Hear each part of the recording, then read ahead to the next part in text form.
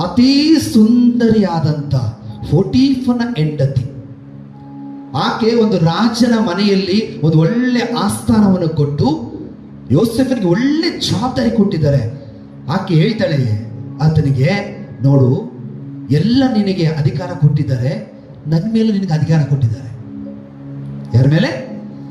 ನನ್ನ ಪೋಟೀಫನ ತುಂಬಾ ಬ್ಯುಸಿ ಇದ್ದಾನೆ, ನನಗೆ ಸುಖ ಕೊಡ್ಲಿಕ್ಕೆ ಆಗ್ತಾ ಇಲ್ಲ, ನನ್ನನ್ನು ನೋಡ್ಕೊಳ್ಲಿಕ್ಕೆ ಆಗ್ತಾ ಇಲ್ಲ, ನನ್ನನ್ನು ಪ್ರೀತಿ ಮಾಡ್ಲಿಕ್ಕೆ ಆಗ್ತಾ ಇಲ್ಲ.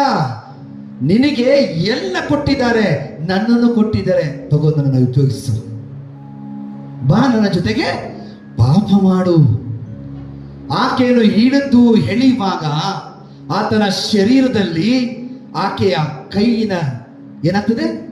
ಚೀರುತ್ತದೆ. ಆತನ ಶರೀರದಲ್ಲಿ ರಕ್ತ ಬಂದಿರ್ತದೆ, ಆತನ ಶರೀರದಲ್ಲಿ ಬಾಸುಂಡೆ ಬಂದಿರ್ತದೆ. ಆತನ ಹಿಡಿದು ಕಚ್ಚಿರ್ತಾಳೆ, ಆತನ ಚಿತ್ರ